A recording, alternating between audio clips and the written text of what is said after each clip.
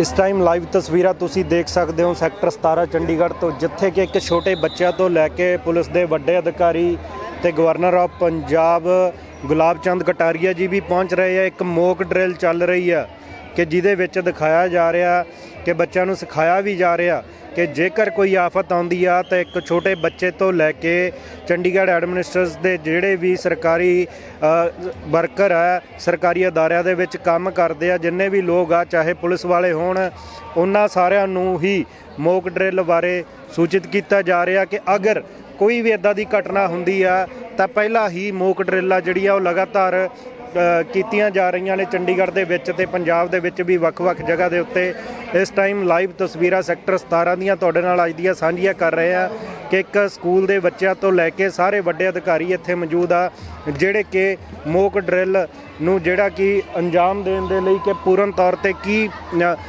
जेकर हालात कोई बिगड़दा तो उन्हां नाल नजिठण दी जिहड़ी कि तैयारी आ वो चल रही है। इस तो बाद गुलाब चंद कटारिया जी भी पहुँचने वाले आ, देखते हैं कि की एक्टिविटीज़ बच्चे ते NDRF दी टीमां वल्लों की जाएगी। दर्शक उपस्थित हुए हैं,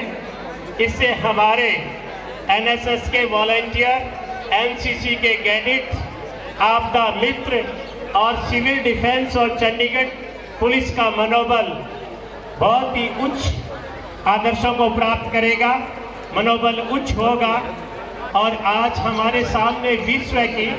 सबसे अधिक और विशेष प्रशिक्षित टीम NDRF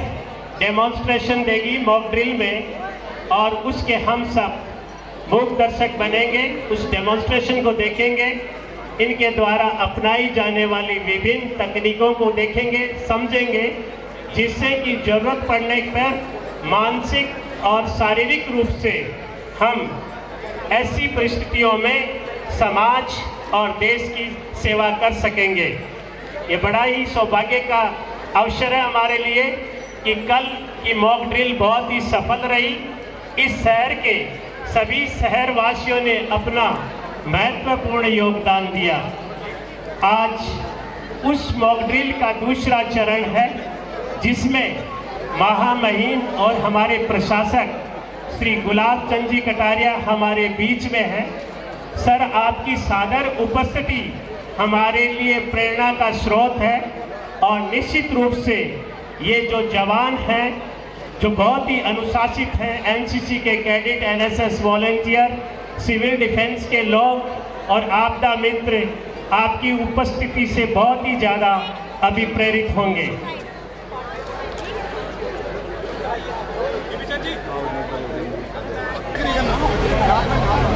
सेक्टर 17 में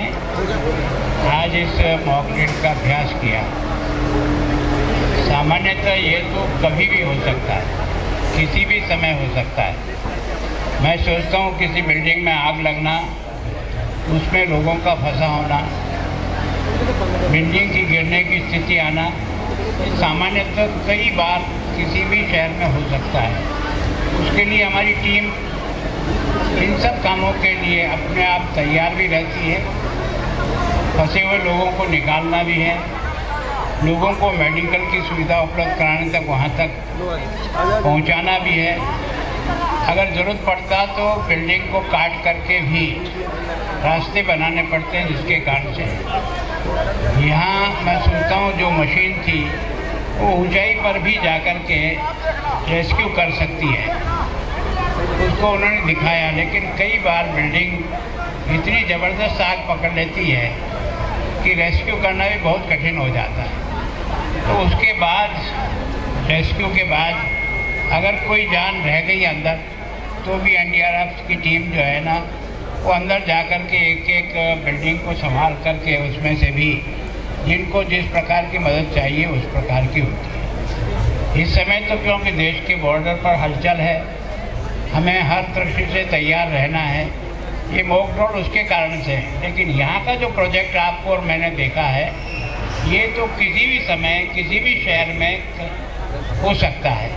इसके लिए तो निश्चित रूप से हमारी टीम हमेशा तैयार रहे और कम से कम समय में कैसे पहुँचे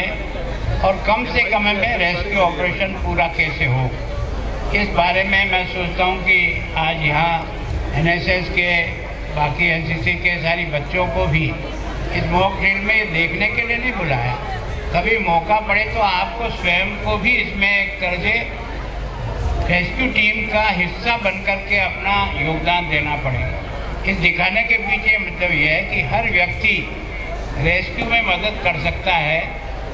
उस पर राय कौन देगा, ये तो टीम का नेतृत्व कर रहा हो ही देगा, लेकिन हर एक का कुछ न कुछ जुम्मा हो सकता है। तो मैं सोचता हूँ चाहे यहाँ फायर ब्रिगेड पहुँची, चाहे ये जो अपना ऊंचाई पर जिस तरह से लिफ्ट करके निकालना है, ये तो सब साधन है ही हैं, लेकिन व्यक्तिगत भी हम आग पर कैसे कंट्रोल कर सकते हैं इसका भी अभ्यास होना चाहिए। और दूसरा ये है कि जिनको मेडिकल चाहिए वो मेडिकल में पहुँचने तक भी उसको जिस प्रकार का एक बार कम से कम प्रारंभिक इलाज मिल जाए, इस दृष्टि से भी हर व्यक्ति का नॉलेज हो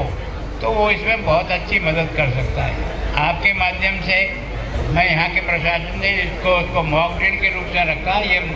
ये फंक्शन और ये काम तो ऐसा है कि ये मॉक ड्रिल के बिना भी हमको हर समय अलर्ट रहने की आवश्यकता है, क्योंकि आगजनी होना, बिल्डिंग का आगजनी से गिरना, लोगों का फंसा होना, कई ऊंची मंजिल पे होने के कारण से है ना रास्ते बंद हो जाते हैं, तो उस समय उनको कैसे रेस्क्यू हम निकाल सकते हैं, ये सब तैयारी हमारी हर समय चाहिए। और मैं सोचता हूँ कि यहाँ जिस प्रकार की भी तैयारी है और भी करना होगा, तो निश्चित रूप से बॉर्डर की इस समय हलचल के बाद हम सब लोगों को और तरह के भी अगर भर्ती की आवश्यकता हो और भी लोगों को जोड़ करके किसी भी समय उनको रात हो कभी भी हो बुलाने की आवश्यकता पड़े, तो सब लोग अपने अपने ये सोच करके कि ये काम मेरे जीवन का सबसे प्रथम कार्य है, इसको करने का अभ्यास लोग देखने वाले भी करें और जो इसमें भाग ले रहे हैं, और उन लोगों की सुरक्षा के भी भगवान से प्रार्थना करें कि जो लोग इस ऑपरेशन में लगे हुए हैं वो भी सुरक्षित बच करके आए। तो वास्तव में हमारा ये पर्पस, जिस पर्पस से हमने मॉक ड्रिल की है, ये मॉक ड्रिल नहीं है, किसी संकट के समय में हम सब लोगों को इसका पार्ट बनने की स्थिति हमारे मन और मस्तिष्क से चाहिए कि ताकि हम सब जनता को बचा सकें। साहब, बॉर्डर पर जैसे हालात हैं पंजाब में, दिल्ली के साथ आपकी थोड़ा कैमरा पीछे रहे। मैं सोचता हूँ केवल डीसी से हुई है, विलेज कमेटी का तो इस समय सीधा कांटेक्ट और उनसे बात नहीं हुई है, लेकिन डीसी से बात होने पर लगा कि कुछ जगह है ना इस प्रकार का सामने से भी कुछ हलचल दिखी है। तो मैं सोचता हूँ हमारी तैयारी भी उसी हिसाब से है। अब तक तो एक तरह से हमने जो टारगेट किया वो अचीव कर लिया हमने। अब उसके बाद अगर सामने वाला क्या करता है उसका जवाब उसी रूप में देने के लिए हमारी सेना, बीएसएफ और सारे के सारे लोग तैयार है। जिस समय जिस तरह का आदेश मिलेगा उसके अनुसार कार्रवाई होगी। जिस तरीके से पंजाब हरियाणा में पानी का विवाद है, आज पता चला कि